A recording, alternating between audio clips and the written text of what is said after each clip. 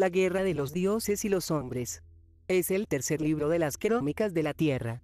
Por Zecharia Sitchin. Mucho antes de que el hombre guerreara con el hombre, los dioses combatían entre ellos. En realidad, las guerras del hombre comenzaron como guerras de los dioses, y las guerras de los dioses por el control de la Tierra, tuvieron sus inicios en su propio planeta. Y así fue que la primera civilización de la humanidad sucumbió en un holocausto nuclear. Esto es un hecho, no una ficción. Y todo se plasmó por escrito hace mucho tiempo, en las Crónicas de la Tierra. 1. Las guerras del hombre. En la primavera de 1947, un muchachito que buscaba una oveja de su rebaño, perdida en los acantilados que se encuentran sobre el Mar Muerto, descubrió una cueva en la que encontró unas vasijas de barro en cuyo interior se hallaban ocultos unos manuscritos hebreos.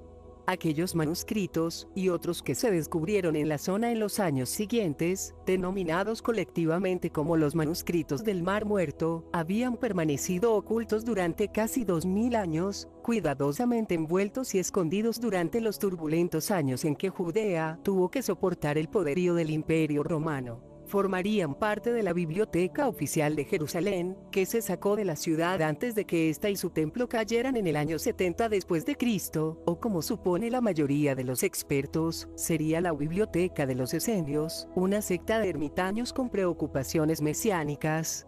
Las opiniones están divididas, pues la biblioteca poseía tanto textos bíblicos tradicionales como escritos que trataban de las costumbres, la organización y las creencias de la secta. Uno de los manuscritos más largos y completos, y quizás el más dramático, trata de una guerra futura, una especie de guerra final, titulado por los expertos como la guerra de los hijos de la luz contra los hijos de las tinieblas. Prevé la propagación de una guerra a partir de unas batallas que involucrarían a los vecinos inmediatos de Judea y que incrementarían su ferocidad y su alcance hasta lograr implicar a todo el mundo antiguo. El primer combate entre los hijos de la luz y los hijos de las tinieblas, es decir, contra el ejército de Belial, consistirá en un ataque sobre las tropas de Edom, Moab, los amonitas y la región filistea, luego sobre la de los Kitim de Asiria, y sobre los violadores de la alianza que les prestan ayuda. Y tras todas estas batallas, avanzarán sobre los Kitim de Egipto y a su debido tiempo, contra los reyes del norte. El manuscrito profetiza que en esta guerra de los hombres, el Dios de Israel tendrá un papel activo. El día que caigan los Kitim, habrá un poderoso combate y gran matanza en presencia del Dios de Israel. Pues, ese es el día que él designó desde antaño, para la batalla final contra los hijos de las tinieblas. El profeta Ezequiel ya había profetizado la última batalla, en los últimos días, que implicaría a Gog y Magog, y en la cual el mismo Señor arrebatará el arco de tu mano izquierda, y hará que caigan las flechas de tu mano derecha. Pero el manuscrito del Mar Muerto va más allá, al anticipar la participación de muchos dioses en las batallas, entregados al combate hombro con hombro al lado de los mortales. En aquel día, la compañía del divino y la congregación de los mortales se entregarán hombro con hombro al combate y la matanza. Los hijos de la luz lucharán contra los hijos de las tinieblas con una demostración de poderío divino, en medio de un estrepitoso tumulto, en medio de los gritos de guerra de dioses y hombres. Aunque cruzados, sarracenos e infinidad de ejércitos en épocas históricas han ido a combatir en nombre de Dios, la creencia de que en una guerra por venir, el mismísimo Dios se presentará en el campo de batalla, y que dioses y hombres lucharán hombro con hombro, suena tan fantasioso que, en el mejor de los casos, se tomaría en forma alegórica.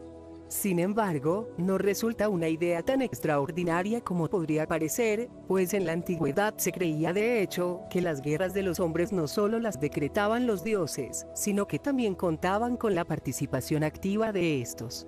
Una de las guerras sobre las que más se ha fantaseado, fue cuando el amor hizo que se usaran 1 millar de navíos. Esa fue la guerra de Troya, entre los aqueos griegos y los troyanos. ¿Quién la declaró? Nadie lo sabe. Los griegos, para obligar a los troyanos a que devolvieran a la hermosa Helena, a su legítimo esposo.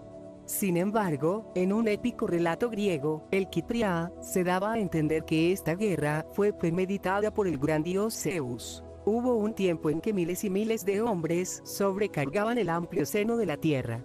Y por compasión a ellos, Zeus, en su gran sabiduría, decidió aligerar la carga de la tierra.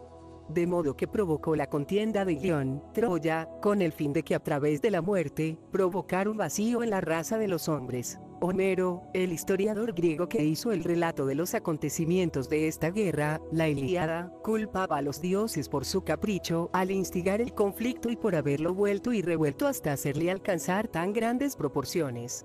Al actuar de forma directa o indirecta, a veces de modo visible y a veces sin ser vistos, los distintos dioses empujaban a los actores principales de este drama humano a su capricho. Y detrás de todo esto estaba Jove, quien era el mismo, Júpiter, Zeus. Mientras los otros dioses y los guerreros en el campo dormían profundamente, Jove estaba bien despierto, pues estaba pensando cómo honrar a Aquiles y destruir a mucha gente en los barcos de los aqueos. Aún antes de entablarse la batalla, el dios Apolo comenzó las hostilidades. Se sentó lejos de los barcos con el rostro tan oscuro como la noche, y su arco de plata llevaba la muerte cada vez que disparaba una flecha en medio de ellos los aqueos. Durante 9 días enteros disparó sus flechas entre la gente. Y a lo largo de todo el día estaban ardiendo las piras de los muertos. Cuando ambos bandos acordaron posponer las hostilidades con el fin de que sus líderes pudieran decidir la cuestión en un combate singular mano a mano, los dioses, disgustados, le dijeron a Minerva: métete entre la gente de troyanos y aqueos, e ingéniatelas para que los troyanos sean los primeros en romper su juramento y caigan sobre los aqueos. Entusiasmada con su misión, Minerva cruzó el cielo como un meteoro brillante, con una cola ardiente de luz como estela. Más tarde, para que la terrible guerra no se detuviera por la noche, Minerva convirtió la noche en día iluminando el campo de batalla. Levantó el grueso velo de la oscuridad de sus ojos, y gran cantidad de luz cayó sobre ellos, tanto en el lado donde estaban los barcos como en donde rugía el combate. Y los aqueos pudieron ver a Héctor y a todos sus hombres. Mientras crecía la violencia en las batallas, arrojando en ocasiones a un héroe contra otro, los dioses no perdían de vista a otros guerreros destacados, abalanzándose para sacar de un aprieto a un héroe o para tener dispuesto un carro sin auriga. Pero cuando los dioses y las diosas se encontraban en bandos opuestos y empezaban a hacerse daño unos a otros, Zeus detenía el combate y les ordenaba que se mantuvieran aparte de la lucha de los mortales. Aunque la tregua no duraba demasiado, pues muchos de los principales combatientes eran hijos de dioses o diosas, con parejas humanas. Marte se enfureció enormemente cuando su hijo Ascálafo resultó muerto al ser atravesado por un aqueo. No me culpéis, oh dioses que están en el cielo, si voy a los barcos de los aqueos y vengo la muerte de mi hijo. Anunció Marte a los otros inmortales. Aun cuando al final sea alcanzado por el rayo de Jove y yazga entre sangre y polvo en medio de los cadáveres. Homero escribió: mientras los dioses se mantenían a distancia de los guerreros mortales, los aqueos predominaban, pues Aquiles, que durante largo tiempo se había negado a pelear, estaba ahora con ellos. Pero a la vista de la creciente ira de los dioses y de la ayuda que los aqueos estaban teniendo ahora con el semidios Aquiles, Jove cambió de opinión. Por mi parte, permaneceré aquí, sentado en el monte Olimpo, y observaré tranquilamente. Pero vosotros meteos entre troyanos y aqueos, y que cada uno ayude a su bando según su disposición. Así habló Jove, y dio la orden de combatir. Por lo que los dioses tomaron sus distintos bandos y fueron a la batalla. Durante mucho tiempo se creyó que la guerra de Troya, e incluso la misma Troya, no eran más que algunas de las fascinantes, pero increíbles leyendas griegas a las que los expertos, tolerantemente, habían dado en llamar mitología. Troya y los acontecimientos relacionados con ella, se tenían aún por tan solamente una mitología, cuando Charles Maclaren, sugirió en 1822, que un determinado montículo del oeste de Turquía llamado, Hisarlik, era el emplazamiento real de la Troya homérica. Pero los expertos solo empezaron a reconocer la existencia de Troya cuando un hombre de negocios llamado Heinrich Schliemann, arriesgando en la operación su propio dinero, alcanzó espectaculares descubrimientos al excavar el montículo en 1870. En la actualidad, se acepta ya que la guerra de Troya fue una realidad que tuvo lugar en el siglo 1194 y el 1184 a.C. Fue entonces, según las fuentes griegas, cuando dioses y hombres lucharon hombro con hombro. y estas creencias no las sostenían solo los griegos. En aquellos tiempos, aunque el extremo de Asia Menor que da a Europa y al mar Egeo, estaba salpicado de lo que en esencia eran asentamientos griegos, la mayor parte de Asia Menor estaba dominada por los hititas. Conocidos al principio por los historiadores modernos solo por algunas referencias bíblicas y posteriormente por las inscripciones egipcias, los hititas y su reino, Ati, tomaron vida también cuando los arqueólogos comenzaron a descubrir sus antiguas ciudades. Cuando se descifró la escritura hitita y su lengua indoeuropea, fue cuando se pudieron rastrear sus orígenes hasta el segundo milenio antes de Cristo, cuando las tribus arias originarias de la región del Cáucaso emigraron en dos direcciones, unas hacia el sudeste, hacia la India, y otras hacia el sudoeste, en dirección a Asia Menor. El reino hitita floreció hacia el 1750 a.C.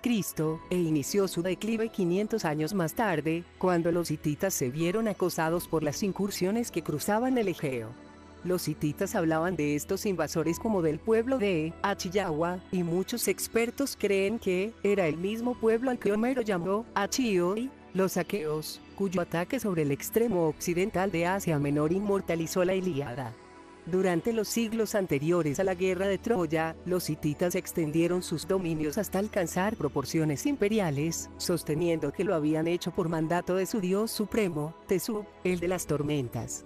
Su antiguo título era Dios de la tormenta cuya fuerza causa muertes, y los reyes hititas sostenían que, en ocasiones, el mismo dios echaba una mano en la batalla. El poderoso dios de la tormenta, mi señor, escribió el rey Mursilis, mostró su divino poder y lanzó un rayo al enemigo, propiciando su derrota. Ayudando también a los hititas en la batalla estaba la diosa Ishtar, cuyo sobrenombre era Dama del campo de batalla. Y muchos atribuían la victoria a su divino poder, dado que ella misma bajaba de los cielos para aplastar a los países hostiles. La influencia de los hititas se extendió por el sur hasta Canaán, tal como indican muchas referencias en el Antiguo Testamento, pero no llegaron allí como conquistadores, sino como colonos. Trataron a Canaán como zona neutral, sin establecer ninguna pretensión sobre ella, a diferencia de la actitud mantenida por los egipcios. Una y otra vez, los faraones intentaron extender sus dominios por el norte hasta Canaán y la tierra de los cedros, Líbano, y lo consiguieron hacia el 1470 a.C., cuando derrotaron a una coalición de reyes cananeos en Megido. El Antiguo Testamento, así como las inscripciones dejadas por los enemigos de los hititas, los representa como guerreros expertos que perfeccionaron el uso del carro en el Oriente Próximo de la Antigüedad. Pero las propias inscripciones de los hititas sugieren que estos iban a la guerra solo cuando los dioses daban la orden, que al enemigo se le daba la ocasión de rendirse pacíficamente antes del inicio de las hostilidades, y que una vez ganada la guerra, los hititas se daban por satisfechos con los tributos y la toma de cautivos. Las ciudades no eran saqueadas y la población no era masacrada. Pero Tutmosis III, el faraón que venció en la batalla de Megido, tuvo el orgullo de decir en sus inscripciones: después, su majestad fue al norte, saqueando ciudades y asolando poblaciones. Acerca de un rey vencido, el faraón escribió: asolé sus ciudades, incendié sus poblaciones, e hice montículos de ellas. Nunca podrán volver a asentarse allí. Capturé a todas sus gentes. Hice prisioneros. Me llevé sus ganados, así como sus bienes. Le quité todos los recursos vitales. Cegué sus cereales y talé todas sus arboledas y sus hermosos árboles. Lo destruí por completo. Y todo esto lo hizo, según escribió el faraón, con la aprobación de Amon-Ra, su dios.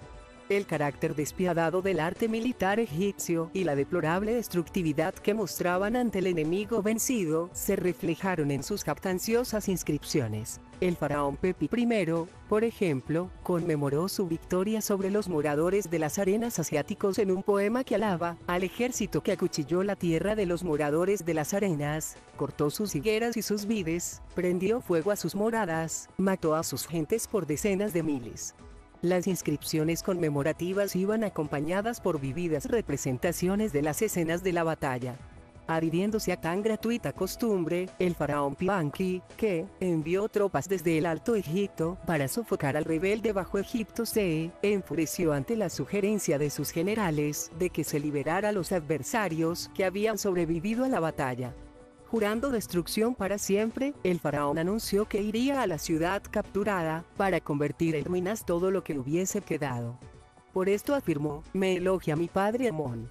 El dios Amón, a cuyas órdenes de batalla atribuían los egipcios su crueldad, al dios de Israel lo consideró como si fuera una piedra en su zapato. Según el profeta Jeremías, así dice el Señor de los ejércitos, el Dios de Israel: castigaré a Amón, dios de Tebas, y a todos aquellos que confían en él, y le daré el merecido castigo a Egipto y a sus dioses, a su faraón y a sus reyes. Y por la Biblia sabemos que esta era una confrontación en curso. Casi 1000 años antes, en los días del Éxodo, Yahvé, el Dios de Israel, había golpeado a Egipto con una serie de aflicciones que no solo buscaban suavizar el corazón de su soberano, sino que también pretendían ser un castigo contra todos los dioses de Egipto. La milagrosa liberación de los israelitas del cautiverio de Egipto en dirección a la tierra prometida se atribuye en el relato bíblico del Éxodo a la intervención directa de Yahvé en aquellos trascendentales acontecimientos. Y viajaron desde Sucot y acamparon en Etam, al borde del desierto. Y Yahvé iba delante de ellos, de día en un pilar de nube para dirigirles el camino, y de noche en un pilar de fuego para darles luz. Después sobrevino una batalla naval de la cual el faraón prefirió no dejar inscripciones. Sabemos de ella por el libro del Éxodo. Y el corazón del faraón y de sus sirvientes se tornó con respecto al pueblo. Y los egipcios salieron en su persecución, y los sorprendieron acampados junto al mar. Y Yahvé hizo retroceder al mar con un fuerte viento del este toda aquella noche, y secó las aguas. Y las aguas se separaron, y los hijos de Israel cruzaron por mitad del mar, sobre tierra seca. Al romper el día, cuando los egipcios se dieron cuenta de lo que había ocurrido, el faraón dio la orden de que los carros siguieran a los israelitas. Y sucedió que, en la vigilia matutina, Yahvé contempló el campamento de los egipcios desde el pilar de fuego y nube, y sembró la confusión en el campamento egipcio, y aflojó las ruedas de sus carros, haciendo dificultosa su conducción. Y los egipcios dijeron: huyamos de los israelitas, pues Yahvé lucha por ellos contra Egipto. Pero el soberano egipcio, en su persecución a los israelitas, ordenó a sus carros que prosiguieran con el ataque.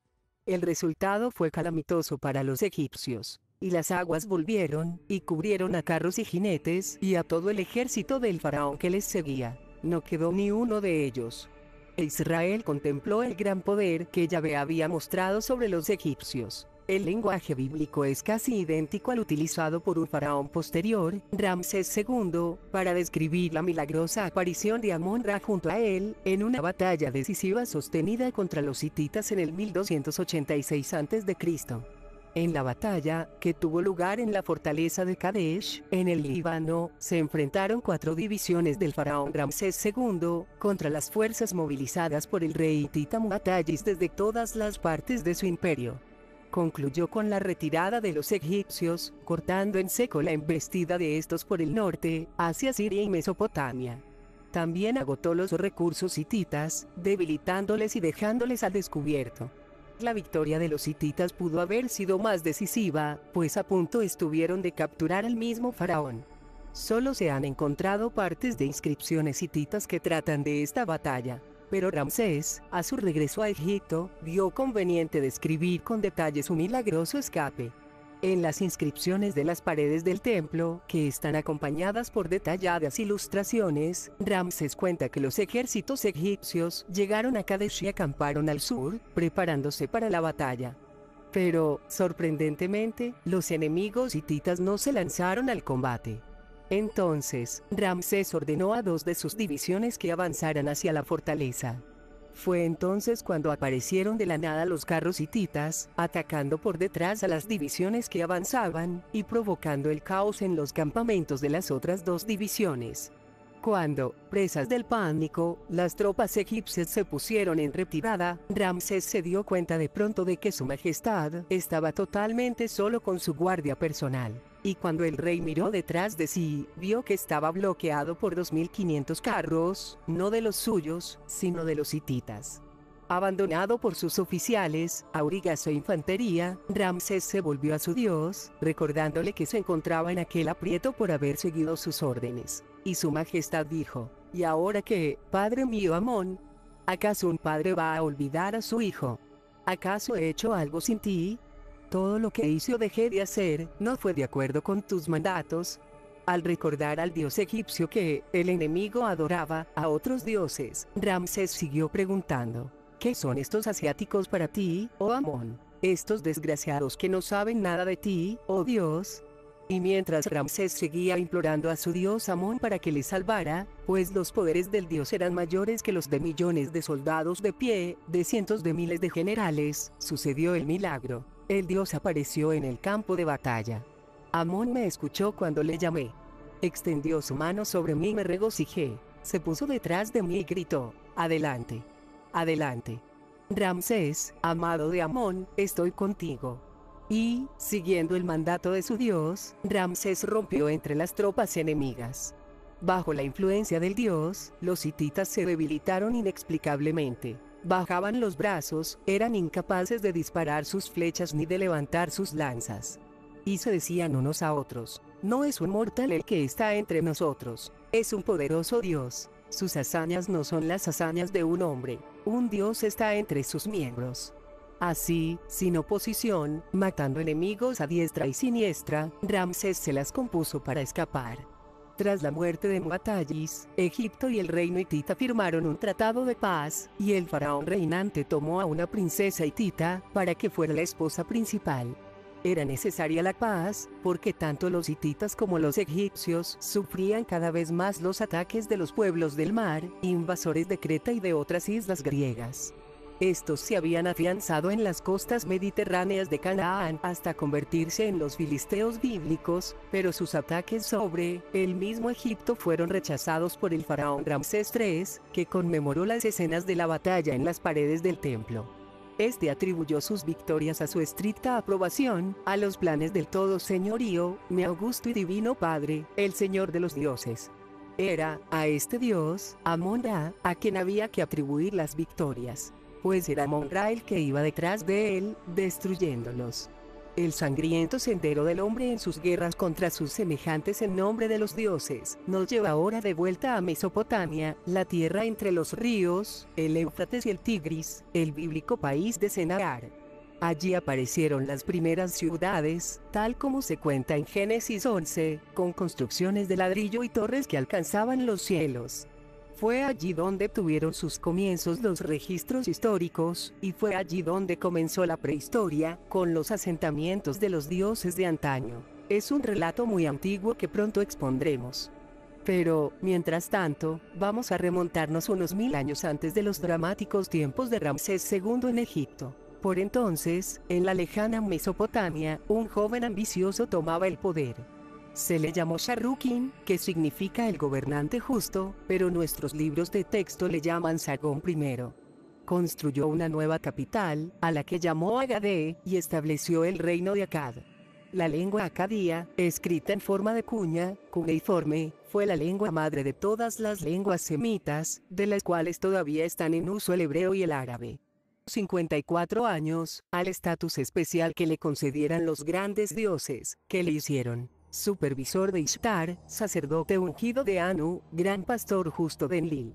Según escribió Sargón, fue Enlil el que impidió que nadie se opusiera a Sargón, y el que le dio a este la región que va desde el mar superior hasta el mar inferior, desde el Mediterráneo hasta el Golfo Pérsico.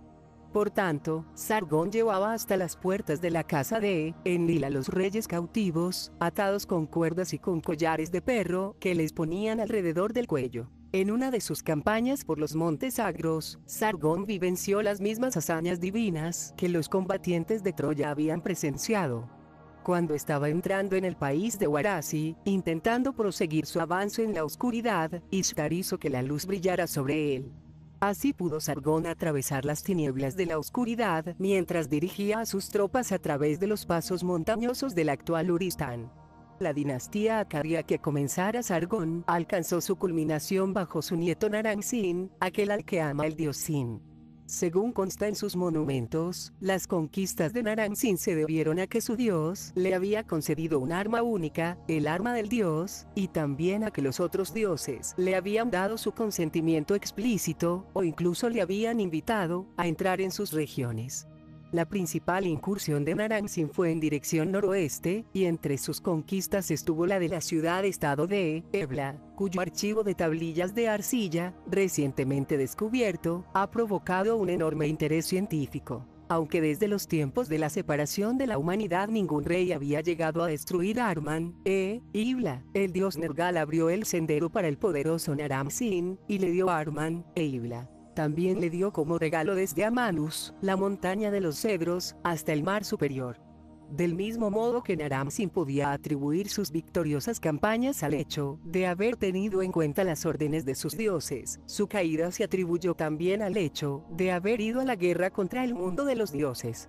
Los expertos han recompuesto, con fragmentos de diferentes versiones, un texto que ha recibido el título de la leyenda de Naram-Sin. Hablando en primera persona, Naram-Sin explica en este relato de aflicciones que sus problemas comenzaron cuando la diosa Ishtar cambió sus planes y los dioses les dieron su bendición a los 7 reyes, hermanos gloriosos y nobles. Sus tropas ascendían a 360.000. Llegando a lo que ahora es Irán, invadieron las tierras montañosas de Gutium y Elam al este de Mesopotamia, y llegaron a amenazar a la misma Akkad. Naram-Sin les preguntó a los dioses qué debía hacer, y le dijeron que dejara a un lado las armas y que, en vez de ir a combatir, se fuera a dormir con su mujer, pero, por algún motivo profundo que evitara hacer el amor. Los dioses le respondieron: «Oh Naram-Sin, estas son nuestras órdenes. Este ejército que va contra ti, ata las armas, y ponlas en un rincón. Reprime tu audacia, quédate en casa. Junto con tu esposa, ve a dormir al lecho, pero con ella no debes salir del país, ni ir hasta el enemigo».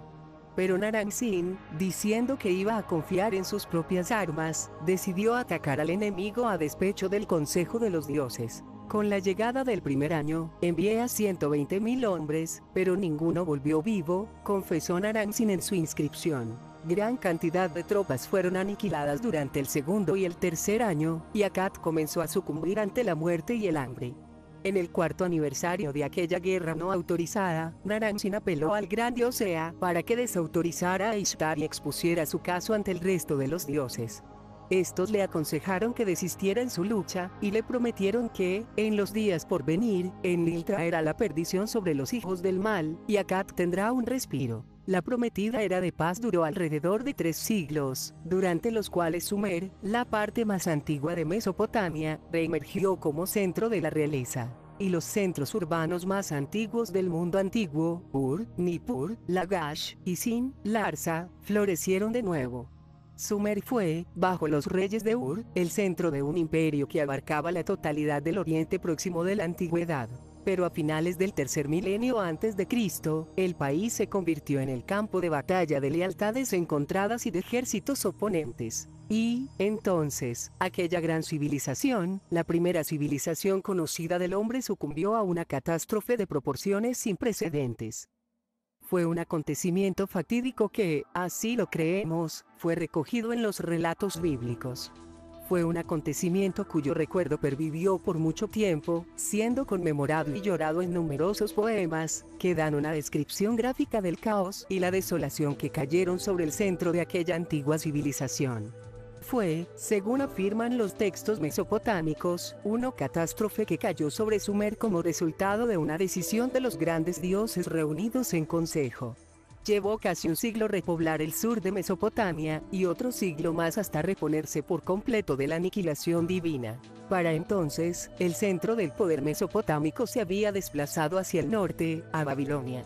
Allí surgiría un nuevo imperio, que se proclamaría un ambicioso dios, Marduk, como deidad suprema. Hacia 1800 a.C., Hammurabi, rey que se hiciera famoso por su código legal, ascendió al trono de Babilonia y empezó a extender sus fronteras. Según sus inscripciones, los dioses no solo le decían si debía y cuándo debía lanzar sus campañas militares, sino que, además, dirigían literalmente sus ejércitos. Mediante el poder de los grandes dioses, el rey, amado del dios Marduk, restableció los cimientos de Sumer y Akkad. Por mandato de Anu, y con Enlil al frente de su ejército, con los grandes poderes que los grandes dioses le habían dado, no encontró rival en el ejército de Emukbal y su rey Rim-Sin. Para superar a sus enemigos, el dios Marduk le concedió a Hammurabi una poderosa arma llamada el Gran Poder de Marduk. Con la poderosa arma con la cual Marduk proclamaba sus victorias, el héroe Hammurabi venció en la batalla a los ejércitos de Snuna, Subartu y Gutium. Con el gran poder de Marduk venció a los ejércitos de Sutium, Turuku, Kammu. Con el gran poder que Anu y Enlil le habían dado, derrotó a todos sus enemigos hasta el país de Subartu. Pero no pasó mucho tiempo antes de que Babilonia tuviera que compartir su poder con un nuevo rival en el norte, Asiria, donde no se proclamó a Marduk como dios supremo, sino al dios bárbaro Asur, el que todo lo ve. Mientras Babilonia se metía con los países del sur y del este, los asirios extendieron sus dominios hacia el norte y hacia el oeste, hasta el país del Líbano, a orillas del Gran Mar.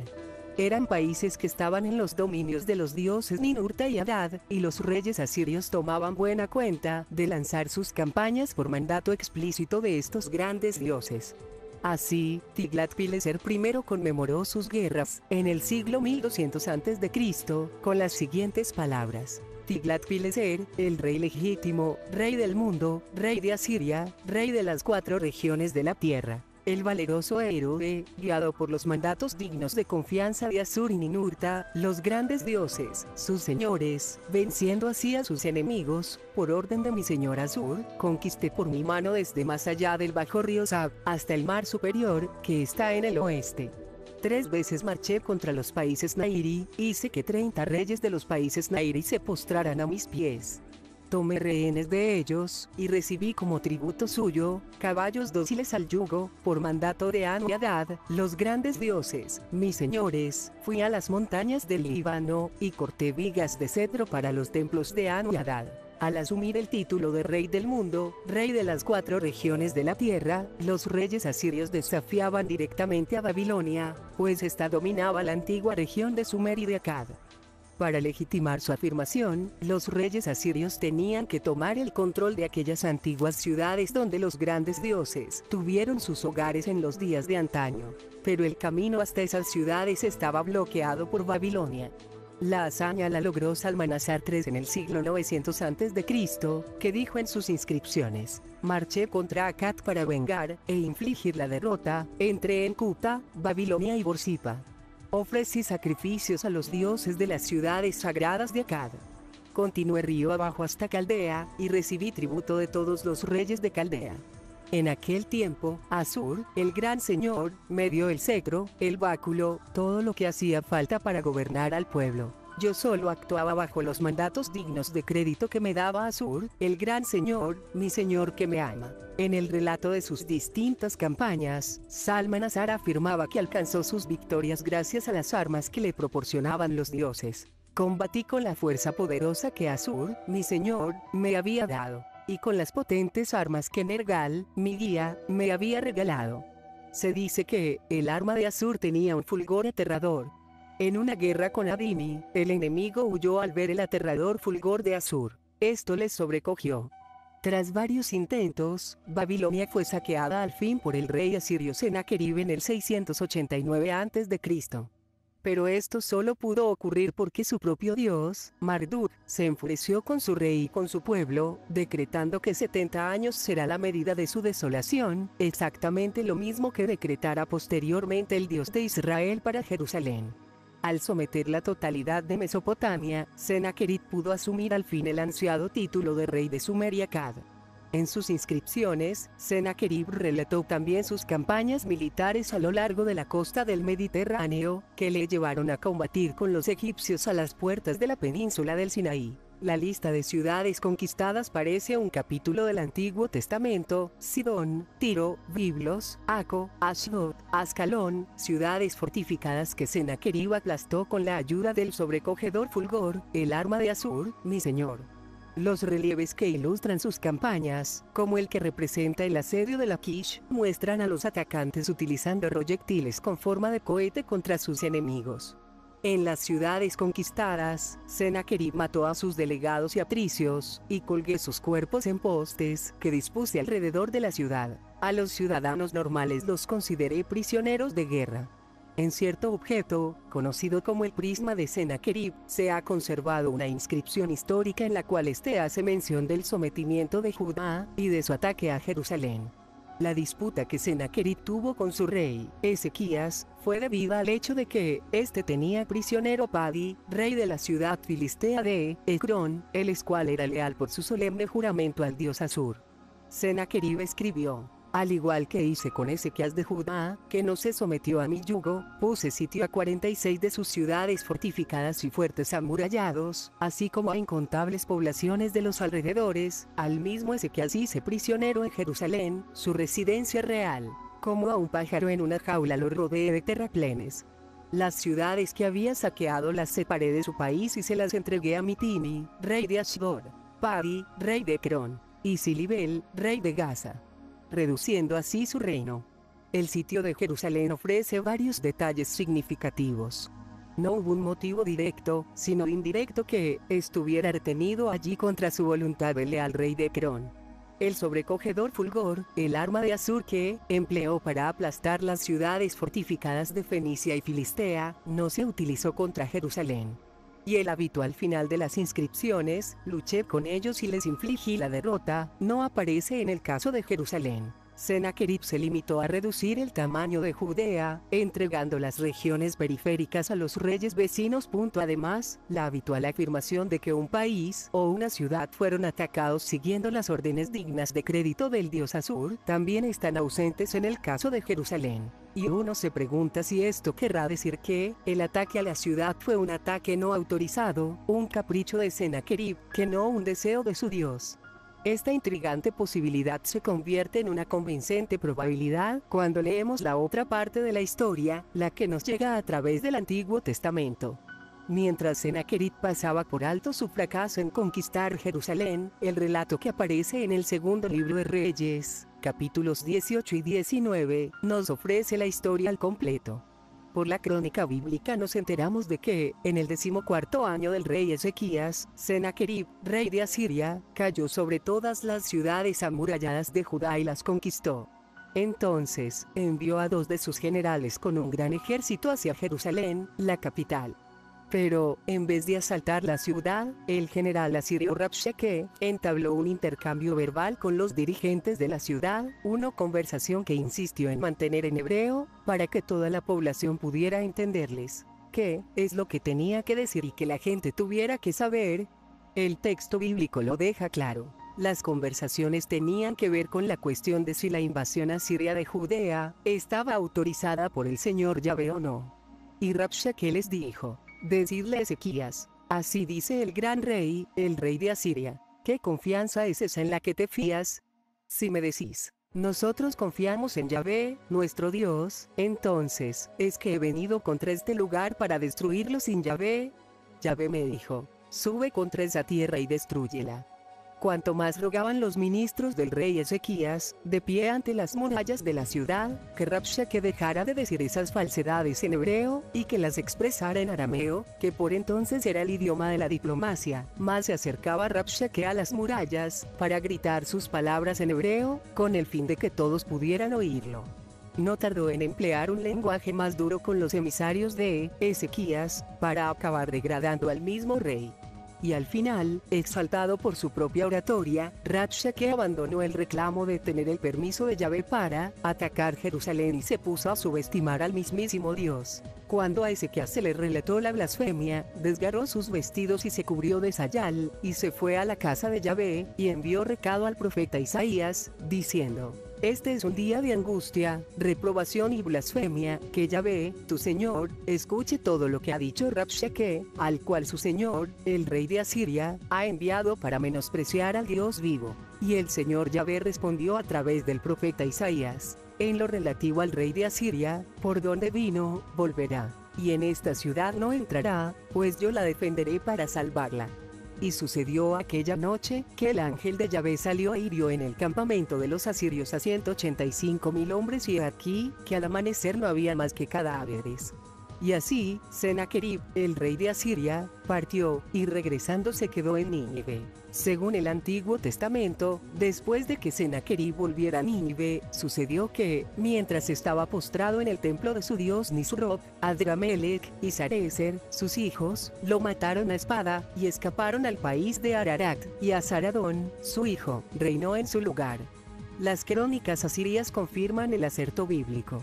Ciertamente, Sennacherib fue asesinado, y su hijo pequeño Asaradón subió al trono después de él. En una inscripción de Asaradón conocida como el Prisma B, se describen los acontecimientos con mayor detalle.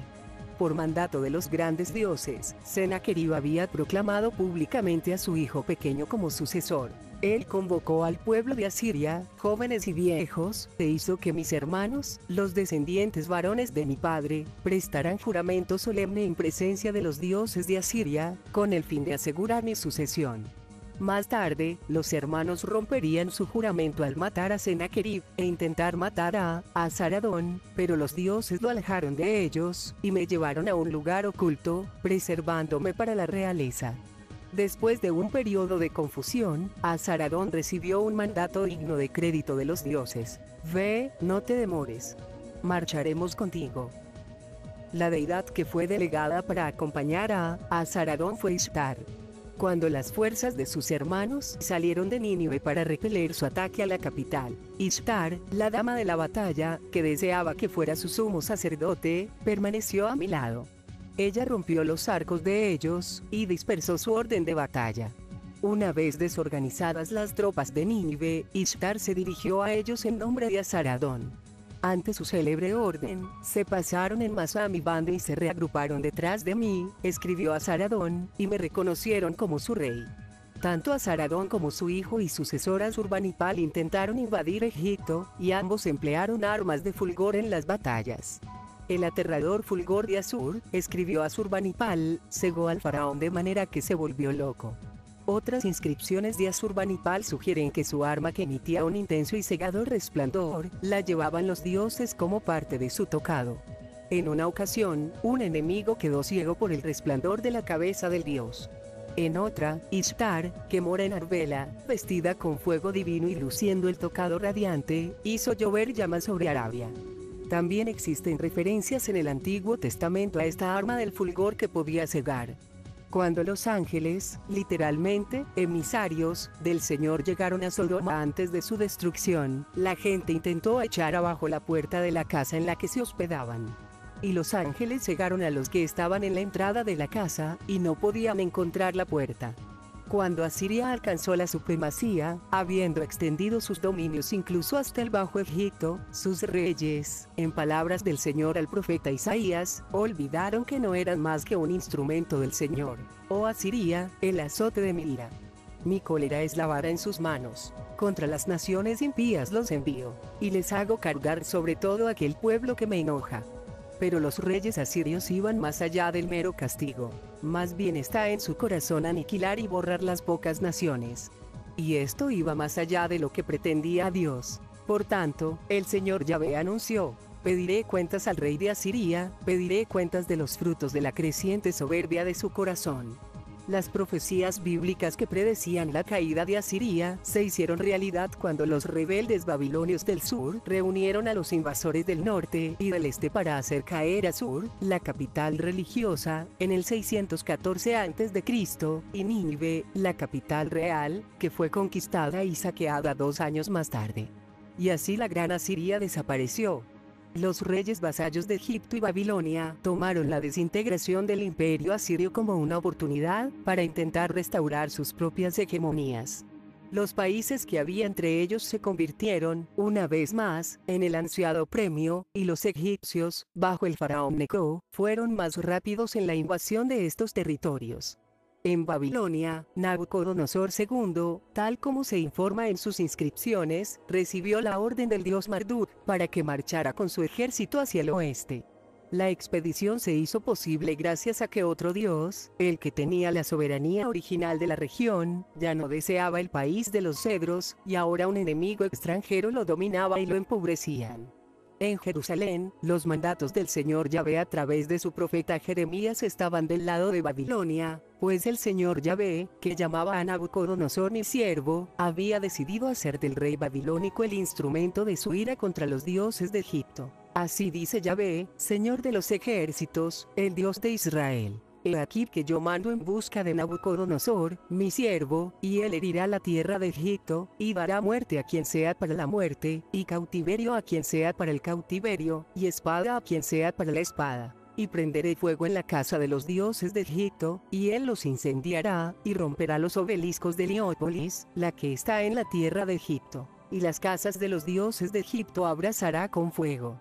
En el transcurso de esta campaña, el Señor Yahvé anunció que también Jerusalén sería castigada por culpa de los pecados de su pueblo, por haberse dedicado al culto de la Reina del Cielo y de los dioses de Egipto. Mi ira y mi furia se derramarán sobre este lugar, y arderá y no se apagará, sobre la ciudad en la que mi nombre se ha pronunciado vendrá la perdición. Y así fue que en el año 586 a.C., Nabuzaradán, capitán de la guardia del rey de Babilonia, entró en Jerusalén, e incendió la casa de Yahvé, y la casa del rey, y todas las casas de Jerusalén, y el ejército de los caldeos echó abajo las murallas que rodeaban Jerusalén. Sin embargo, Yahvé prometió que esta desolación se prolongaría solo durante 70 años.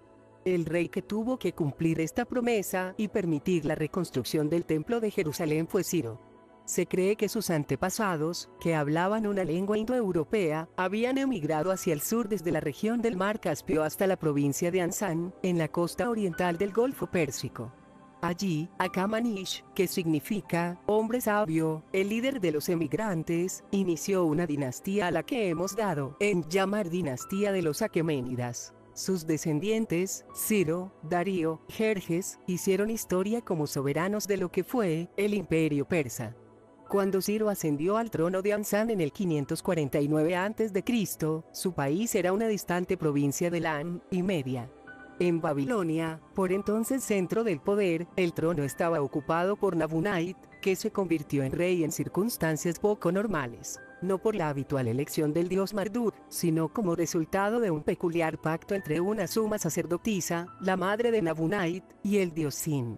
En una tablilla parcialmente dañada se recoge la acusación de la que acabaría siendo objeto Nabunait. Puso una estatua herética sobre una base, pronunció su nombre el dios Sin, en el momento oportuno de la festividad de Año Nuevo, aconsejó que no hubiera celebraciones, confundió los ritos y trastocó las ordenanzas. Mientras Ciro estaba ocupado peleando contra los griegos de Asia Menor, Marduk, que quería recuperar su posición como dios nacional de Babilonia, buscó y rebuscó por muchos países, intentando encontrar a un soberano justo y dispuesto a ser dirigido. Y pronunció el nombre de Ciro, rey de Ansán, y dijo su nombre para que fuera el soberano de todas las tierras. Después de que las primeras acciones de Ciro demostraran ser acordes con los deseos del dios, Marduk le ordenó que marchara contra su propia ciudad, Babilonia. Hizo que saliera al camino de Babilonia, yendo a su lado como un amigo de verdad. Así, literalmente acompañado por el dios, Ciro pudo tomar Babilonia sin derramamiento de sangre. En el día correspondiente al 20 de marzo del 538 a.C., Ciro sostuvo las manos de Bel el señor Marduk en el recinto sagrado de Babilonia. El día de Año Nuevo, su hijo, Cambises, ofició la restaurada festividad en honor a Marduk. Ciro dejó a sus sucesores un imperio que abarcaba en uno solo todos los primitivos imperios y reinos de la región: Sumer, Akkad, Babilonia, y Asiria en Mesopotamia. Elam y Media, en el este las tierras del norte, las tierras hititas y griegas, en Asia Menor, Fenicia, Canaán y Filistea todos se encontraban ahora bajo la soberanía de un rey y de un dios supremo, Ahura Mazda, dios de la verdad y la luz. En la antigua Persia, se le representaba como a un dios barbado que cruzaba los cielos dentro de un disco alado, muy parecido al modo en que los asirios habían representado a su dios supremo, Asur. Cuando murió Ciro, en el 529 a.C., la única tierra que seguía siendo independiente con sus dioses independientes era Egipto. 4 años después, su hijo y sucesor, Cambises, llevó a sus tropas a lo largo de la costa mediterránea de la península del Sinaí y derrotó a los egipcios en Pelusium. Pocos meses después entraba en Menfis, la capital real de Egipto, y se proclamaba faraón. A pesar de su victoria, Cambises se cuidó mucho de emplear en las inscripciones egipcias la habitual fórmula de apertura: el gran Dios, Ahura Mazda, me eligió. Reconocía así que Egipto no entraba dentro de los dominios de su Dios. Como deferencia a los dioses independientes de Egipto, Cambises se postró ante sus estatuas, aceptando su dominio. A cambio, los sacerdotes egipcios legitimaron su soberanía sobre Egipto, concediéndole el título de descendiente de Ra. El mundo antiguo se hallaba ahora unido bajo un único rey, elegido por el gran Dios de la verdad y la luz, y aceptado por los dioses de Egipto. Ni dioses ni hombres tendrían ahora motivos para guerrear entre sí. Paz en la tierra. Pero la paz fracasó al final. Al otro lado del Mediterráneo, los griegos iban creciendo en riquezas, poder y ambición, y cada vez se daban más conflictos, tanto locales como internacionales, en Asia Menor, el Mar Egeo y el Mediterráneo Oriental. En el 490 a.C., Darío I intentó invadir Grecia y fue derrotado en Maratón. 9 años después, Jerjes I fue derrotado en Salamina.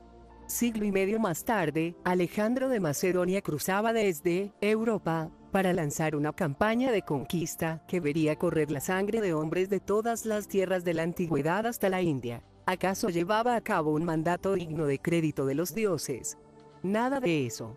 Creyendo una leyenda según la cual su padre había sido un dios egipcio, Alejandro conquistó Egipto para escuchar el oráculo del dios que le confirmara sus orígenes semidivinos. Pero el oráculo también le predijo su temprana muerte, y los viajes y conquistas de Alejandro vinieron motivados, a partir de este momento, por su búsqueda de las aguas de la vida, de las cuales anhelaba beber para eludir su destino. A pesar de tanta carnicería, murió joven y en la flor de la vida. Y, desde entonces, las guerras de los hombres han sido solo las guerras de los hombres.